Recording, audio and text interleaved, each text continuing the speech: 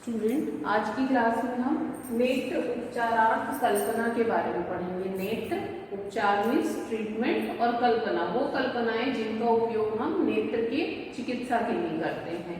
तो नेत्र से रिलेटेड जितने भी मैटर होते हैं उनको हम ऑप्थेल्मिक कहते हैं। तो ऑप्थेल्मिक प्रिपरेशन जो रहेंगे उनको हम नेत्र उपचारार्थ कल्पना कहते हैं। तो अगर इनका परिचय देखें तो नेत्र कल्पनाएं जो होती हैं, नेत्र जब हमको आई डिजीज का ट्रीटमेंट करना है तो हम दो तरह से एक तो कर सकते हैं। एक तो हम ओरल रूट से जब मेडिसिन देते हैं यानी सिस्टमेटिक पर्पस, जहां हम ओरल रूट से मेडिसिन दे रहे हैं और वो जाकर के आई पे इफेक्ट करेगी।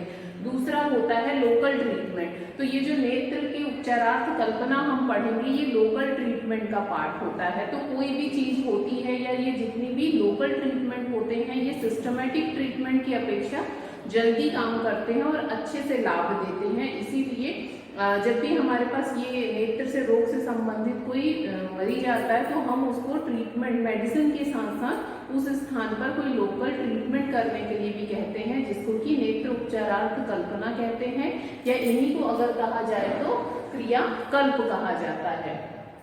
अगर देखा जाए कि कितने प्रकार के क्रियाकल्प होते हैं या फिर नेत्र की जो कल्पनाएं होती हैं वो कितने प्रकार की होती हैं, तो सुश्रुत ने इसका वर्णन किया है और सारंगधर ने वर्णन किया है। तो सुश्रुत ने इसका वर्णन अपने उत्तर तंत्र में किया है। सुश्रुत का जो उत्तर तंत्र है वो पूरा जो पोर्शन है वो सालाक्य को डिनोट करता है। उसमें आपको नेत्र, मुख और जितने भी क्रियाकल्प हैं या जितने भी रोग हैं या चिकित्सा है उनका वर्णन मिलेगा। तो नेत्र की जो कल्पनाएं हैं उसका वर्णन भी हमको सुश्रुत के उत्तर तंत्र के 18वें अध्याय पे मिलता है। तो इनके अनुसार जो क्रियाकल्प होते हैं वो 5 प्रकार के हैं। तर्पण, पुटपाक, सेक, आश्चोतन, अंजनी। ठीक है, नाम बस हम देखेंगे। पहला तर्पण, दूसरा पुटपाक, तीसरा सेक, चौथा आश्चोतन और 5वां अंजन। तो ये 5 क्रियाकल्प का हमको वर्णन सुश्रुत संहिता में मिलता है। सारंगधर इसके बाद की संहिता है। सारंगधर संहिता ने इन 5 कल्पनाओं के अलावा 2 और कल्पना ऐड किए हैं, पिंडी और विडाला। ठीक है, तो ये हम मेंशन करेंगे कि सुश्रुत के अकॉर्डिंग हमारे 5 क्रियाकल्प होते हैं नेत्र के और सारंगधर के अकॉर्डिंग 7 प्रकार के होते हैं। तो इन्हीं को अगर हम डिटेल में देखते हैं कि कौन सा क्रियाकल्प कैसे कार्य करता है, इन एक एक को हम फिर डिटेल में देखेंगे। तो आज हम सेक और आश्चोतन को डिटेल में देखते हैं। तो सबसे पहले हम सेक को देखते हैं। अगर सेक की हम डेफिनेशन देखें, सेक और आश्चोतन प्रोसीजर मेडिसिन सेम रहते हैं। अंतर सिर्फ इतना आता है कि एक में आंख खुली रहती है और एक में आंख बंद रहती है। तो सेक की जब हम परिभाषा देखते हैं तो वह नेत्र क्रियाकल्प जिसमें औषधि को 4 अंगुल ऊपर से धारा के रूप में डाला जाता है और नेत्र को बंद रखा जाता है, उसे सेक कहते हैं। सेक एक तरह से आप बोल सकते हैं अभिषेक, जैसे हम जल चढ़ाते हैं उसी प्रकार से किसी भी क्वाथ की, स्वरस की या लिक्विड की हम जो धारा है उसको डायरेक्ट नेत्र में 4 अंगुल की दूरी से डालते हैं, क्योंकि 4 अंगुल से अगर कोई चीज हमारी आंखों में पड़ेगी तो वो हमारे आंखों को नुकसान पहुंचाएगी। इसीलिए इस समय आंखों को बंद रखने के लिए कहा गया है। तो सेक की डेफिनेशन में अगर किसी भी औषधि की जो धारा है, लिक्विड धारा है, उसको 4 अंगुल की दूरी से नेत्र पर डाला जाता है और नेत्र कैसे होते हैं, बंद होते हैं, तो उसे सेक कहा जाता है। अगर सेक के प्रकार की बात की जाए तो सेक 3 प्रकार के होते हैं, स्नेहन, रोपण और लेखन। जैसे कि हम सेक में किसी भी लिक्विड का यूज कर रहे हैं, स्वाद का यूज कर रहे हैं, स्वरस का यूज कर रहे हैं, तो जो भी द्रव हम यूज करेंगे उसमें ये प्रॉपर्टी पाई जाती है। अगर वो स्नेहन का कार्य करेगा तो उसे स्नेहन सेक कहेंगे, अगर वो रोपण का कार्य करेगा तो रोपण, और लेखन का तो लेखन। तो अगर स्नेहन का हम उपयोग कहाँ करते हैं, वातज रोगों में। रोपण का उपयोग हम करते हैं अगर नेत्र में पित्त या रक्त के कारण कोई रोग है, और लेखन का उपयोग हम करते हैं जब नेत्र में कोई कफ संबंधी रोग होता है। तो इनका जो प्रोसेस है, जो सेक की प्रक्रिया है जिसमें कि जल की धारा या द्रव की धारा को 4 अंगुल से गिराया जाता है, उसको कितने देर तक करना है उसको बताया गया है। जैसे अगर हम स्नेहन सेक कर रहे हैं किसी पेशेंट का तो उसे 600 मात्रा काल तक करना चाहिए। अब मात्रा काल क्या है, तो एक बार आंखों को खोलने और झपकने में हमको जितना समय लगता है, तर्जनी उंगली या अंगूठे से चुटकी बजाने में हमको जितना समय लगता है, तो इन्हीं सारे चीजों को, एक दीर्घ स्वर के उच्चारण में हमको जितना समय लगता है, तो उतने समय को आचार्यों ने एक मात्रा काल कहा है। या फिर अपने घुटने में एक बार हाथ फेरने में जितना समय लगता है, तो उसे एक मात्रा काल कहा गया है। तो स्नेहन सेक अगर हमको करना है तो उसका जो मात्रा काल बताया गया है वो बताया गया है 600। रोपण सेक अगर हमको करना है तो उसकी जो मात्रा बताई गई है वो 400 मात्रा काल, और अगर हमको लेखन सेक करना है तो उसकी मात्रा 300 मात्रा काल कही गई है। अगर इसको आप मिनट में कन्वर्ट करना चाहें, क्योंकि हम ये चीजें देख तो नहीं सकते, पुराने समय के लोग अपना समय व्यतीत करने के हिसाब से मात्रा काल बनाते थे।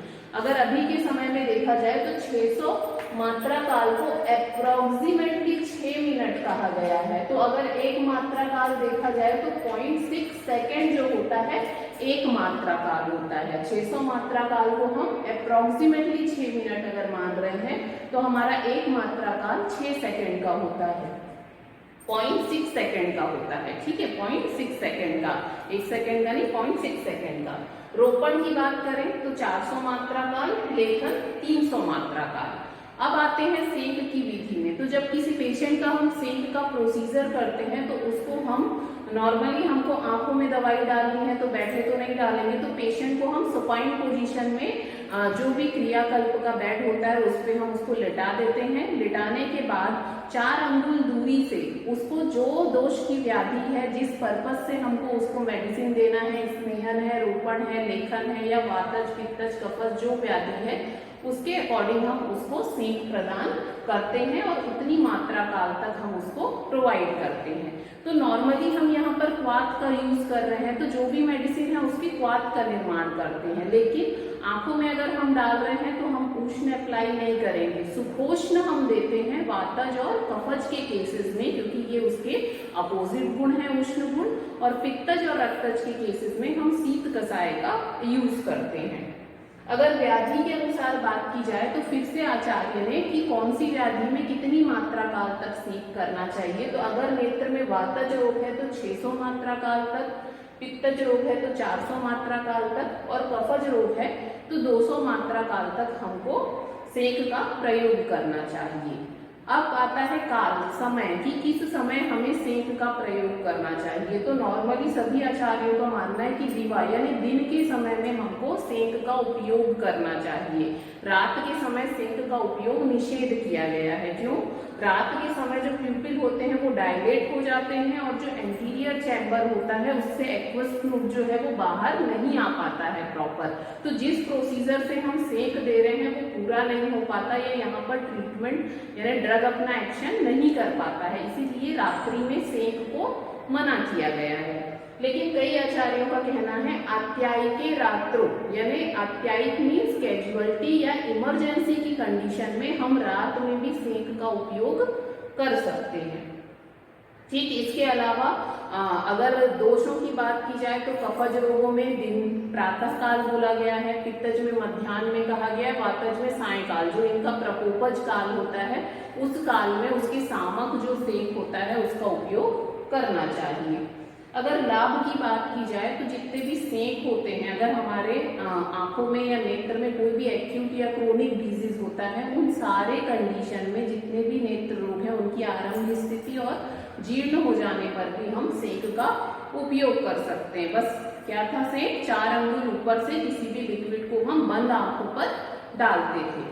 नेक्स्ट आते हैं आश्चोतन। सेक और आश्चोतन में बस इतना ही अंतर है, सेक में हम बंद आंख में 4 अंगुल दूरी से धारा डालते हैं, जबकि आश्चोतन में हम खुले हुए आंखों में उन्मीलित अक्ष यानी खुले हुए आंखों में 2 अंगुल की दूरी से हम औषधि को डालते हैं। तो यहाँ पर दूरी कम हो गई है, इसीलिए हम पेशेंट की आंख को खोलने बोल देते हैं। तो आश्चोतन की अगर डेफिनेशन देखें तो वह नेत्र कल्पना जिसमें खुली हुई आंखों में 2 अंगुल की औषधि, 2 अंगुल की दूरी से औषधि द्रव को ड्रॉपर की सहायता से या कॉटन के द्वारा डाला जाता है उसे आश्चोतन कहते हैं। क्योंकि सेक में एक तो डिस्टेंस भी बहुत था और औषधि की मात्रा भी ज्यादा होती है, हम सीधा धारा प्रवाहित करते हैं, जबकि आश्चोतन में औषधि की जो मात्रा होती है वो बिंदुओं के रूप में होती है और दूरी भी कम होती है, इसीलिए यहाँ पर हम आंखों को खुला रखने के लिए कहते हैं।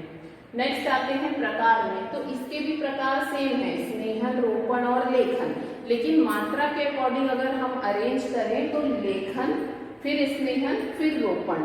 लेखन का जो उपयोग है सिर्फ 8 बिंदु दिया जाता है। स्नेहन में अगर यूज कर रहे हैं हम आश्चोतन तो 10 बिंदु दिया जाता है और रोपण आश्चोतन 12 बिंदु दिया जाता है। प्रोसीजर सेम है, पेशेंट को सुपाइन पोजीशन में लेटाना है हमको, जिस भी दोष से संबंधित रोग है या फिर स्नेहन, लेखन, रोपण जिस पर्पज से हम दे रहे हैं उसका क्वाथ बनाते हैं या स्वरस लेते हैं, उस लिक्विड को 2 अंगुल की दूरी से कॉटन गॉज को भिंगा करके या फिर ड्रॉपर की सहायता से हम मेडिसिन को आंख में डालते हैं। अगर यहाँ पर भी आप देखेंगे कि वातज और कफज होते हैं तो हम वार्म गर्म का यूज करते हैं, या फिर बोल सकते हैं कि अगर सायंकाल हम दे रहे हैं तो हम गर्म का यूज करते हैं। नॉर्मली इसमें सीजन के अकॉर्डिंग आश्चोतन को बताया गया है कि विंटर के समय, शीतकाल में अगर हम आश्चोतन दे रहे हैं तो हमको उष्ण ड्रॉप डाल सकते हैं, और अगर हम उष्ण ऋतु में दे रहे हैं तो हम शीत ठंडे बूंद जो होते हैं ड्रॉप उनको डालते हैं। तो यहाँ पर बिंदु का उपयोग है, वहां मात्रा काल का उपयोग है। अगर लाभ की बात की जाए तो जितने भी आई डिजीज होते हैं, जितने भी नेत्र रोग होते हैं, वहां पर हम इसका उपयोग कर सकते हैं। इसके अलावा आप देखेंगे कोई भी आई डिजीज होता है, नेत्र से संबंधित रोग होता है, अगर वातज के कारण हो रहा है तो वहां पर रुजा पेन होता है, कफज के कारण हो रहा है तो वहां स्वेलिंग होती है, और पित्त के कारण हो रहा हो तो वहां पर दाह होता है। तो यहाँ पर आप देख सकते हैं नेत्र में रुजा हो, दाह हो, सोफ हो, इन कंडीशन पे हम आश्चोतन का यूज करते हैं और दोष के अनुसार हम स्नेहन, लेखन, रोपण का चूज कर सकते हैं कि हमें कौन सा यहाँ पर यूज करना है। इसके अलावा किसी को ज्यादा अश्रुस्राव हो रहा है, किसी की आंख में खुजली हो रही हो, या फिर जितने भी नेत्र रोग होते हैं वहां पर हम आश्चोतन का यूज कर सकते हैं। तो एग्जाम में आपसे सेक और आश्चोतन से जब अंतर पूछा जाता है तो सबसे मेन अंतर इनकी डेफिनेशन में है कि एक में आंख बंद है, दूसरी में आंख खुली रहती है। डिस्टेंस उसमें 4 अंगुल है, यहाँ पर 2 अंगुल है। मात्रा की बात की जाए तो ये 600 मात्रा काल, जैसे ये मात्रा काल में दिया जा रहा है और ये ड्रॉप के थ्रू दिया जा रहा है, वैसे ही काल में भी आप देख सकते हैं कि उसको डेली पर्पज से बताया गया है, इसको ऋतु के अनुसार बताया गया है। ठीक है, तो इस प्रकार से ये 2 नेत्र कल्पना है, सेक और आश्चोतन। बाकी जो नेत्र कल्पना है उसे हम अपनी नेक्स्ट क्लास में पढ़ेंगे। Thank you.